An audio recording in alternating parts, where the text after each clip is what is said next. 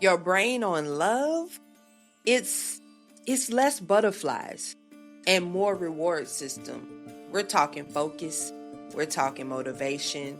We're talking, I want that person, right? Let's get into it.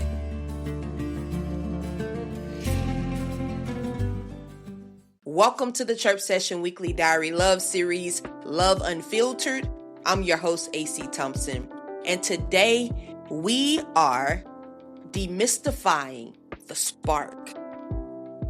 We're going to demystify it, y'all. We'll explore the dopamine-rich circuits that light up, what it means when partners' bodies sync up.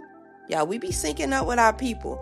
And whether that initial intensity has to fade, whether it's choice or whether it's just human nature, right? Whether it's just our anatomy and how we're made up.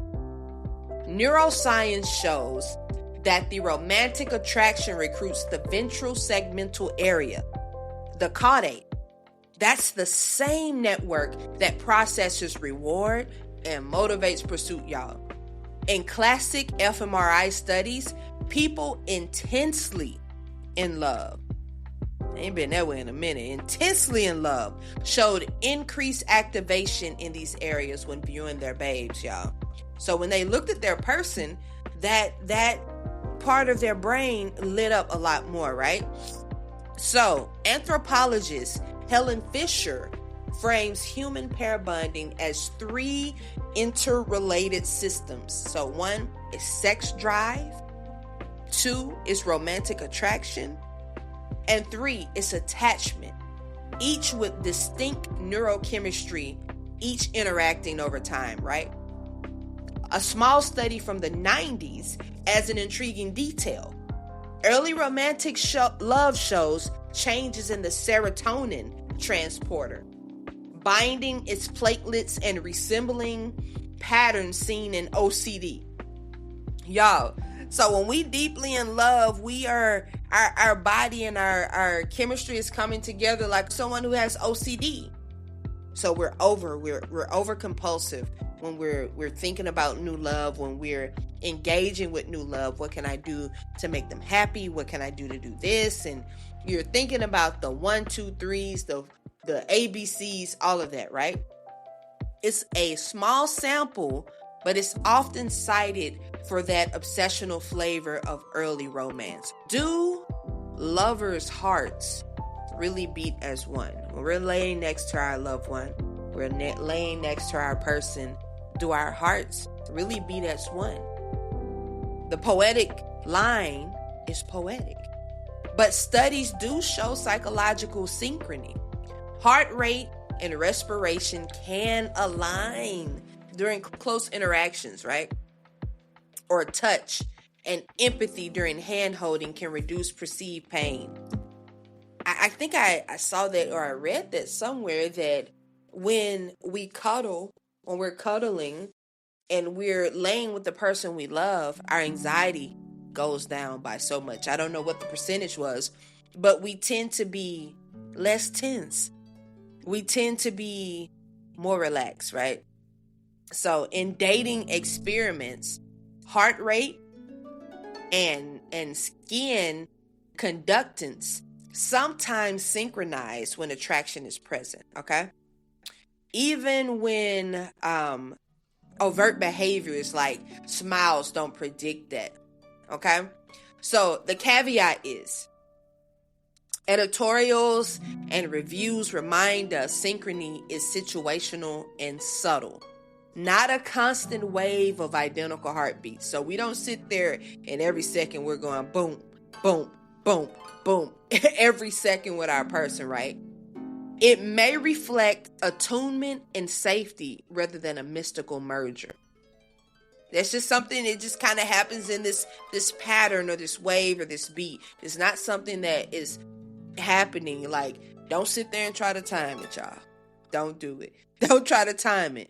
It's a touch and go basis, right? I have the links if you guys want to read further into that. I do have the links of everything that I'm citing here.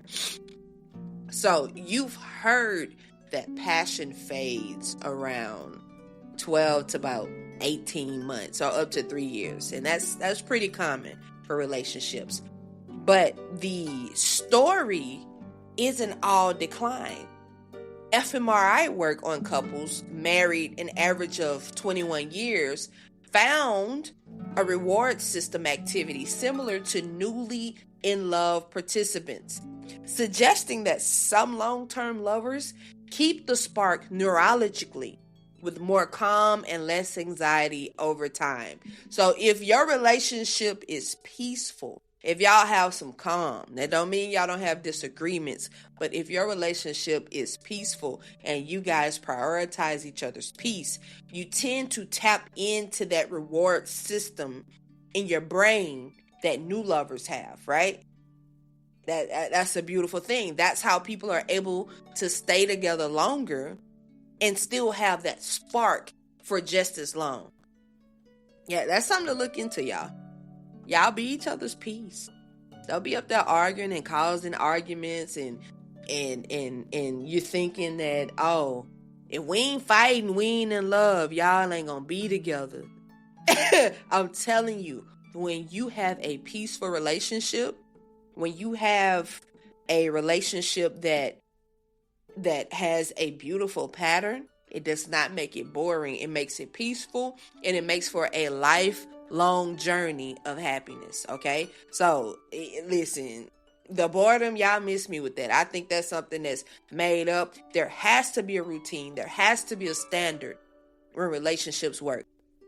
And you do have those one-offs where people they're like, oh, we're so unconventional and we're both off a whim, but we work.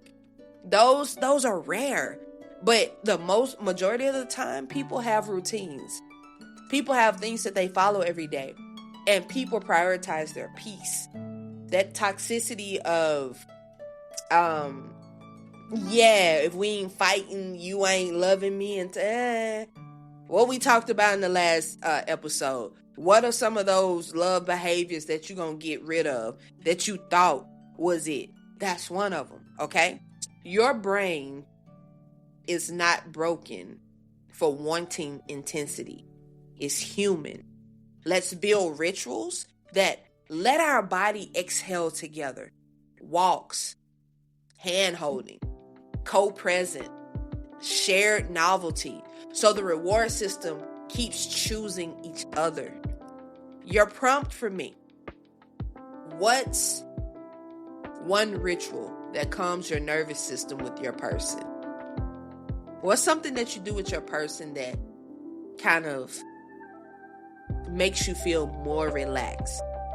I'm going to say this. If I can think about previously in relationships, in situations, what calmed me is watching TV together. I like to color. I like to read in the same space, even if we're reading separate things. But if I'm sitting in this end of the sofa and they're sitting on that end, but we're reading in the same space, that's relaxing. Cooking together, that's relaxing. Working out, going to the museum, shopping, going grocery shopping. I find all of that sexy, y'all. I love to cook anyway, but being able to take your person with you and you guys go and you shop for things together, that's relaxing to me. All right? So I want y'all to give me some input. It could be totally different. And I know y'all be doing some unique stuff out there. It could be totally different than what I do. So let me know what you guys are doing to calm your nervous system with your person. Okay? It goes a long, long way. All right? I love y'all.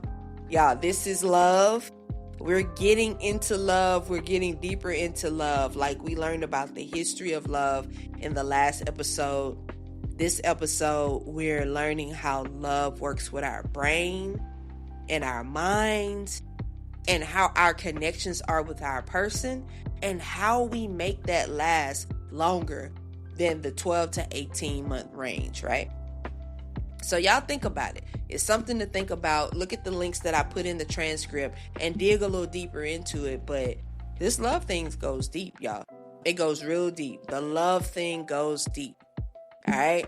If you enjoyed this episode, please subscribe to Chirp Session via your favorite podcast platform. Follow Chirp Session on YouTube, TikTok, Instagram, Facebook, and X for behind the scenes content and to join the conversation, y'all. We're going to keep it going with love on next week. And I'll give y'all a little sneak peek of what we're talking about on next week. And we will be tapping into attachment styles in love, but make it make sense. Let's talk about attachment styles. Let's talk about what type of love we get attached to and how our attachment style is, okay? Y'all stay tuned. Spread your wings. We will talk next week. Love y'all. Bye.